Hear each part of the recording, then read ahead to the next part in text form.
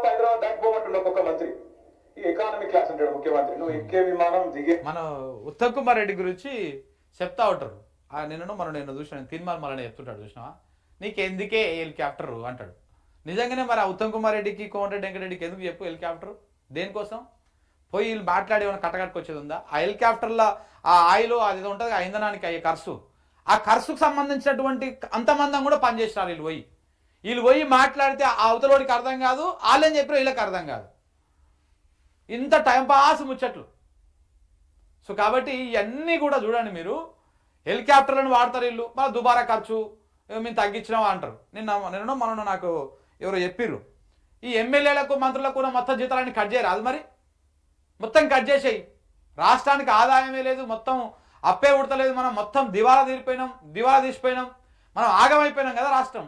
ఎమ్మెల్యేలకు మంత్రులకు ముఖ్యమంత్రికి ఉన్నటువంటి అలవెన్సెస్ కానీ జీతాలు కానీ ఆ సొంతం పైసలు ఎవరి పైసలు ఆడే పెట్టుకోవాలి. మినిస్టర్ క్వార్టర్స్లో ఉంటారు కదా, అవి కూడా కాల్ చేపించేసి కిరాయికి ఇర్రి, బయట వాళ్ళకి కిరాయికి ఇస్తే పైసలు వస్తాయి కదా మనకు నెలలకి.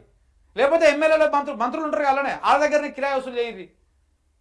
ముందు మీ నుంచి స్టార్ట్ చేయ, తర్వాత ప్రజలు స్వీయ నియంత్రణ పాటిస్తారు. కానీ ఎమ్మెల్యేలు మంత్రులు ముఖ్యమంత్రి మీ ఖర్చులు మీరే ఖర్చు పెట్టుకోండి. మీరు విమానం ఎక్కిపోతారా హెలికాప్టర్ ఎక్కిపోతారా మీ ఇష్టం, మీ పైసలతో ఎక్కడ తిరుగురి.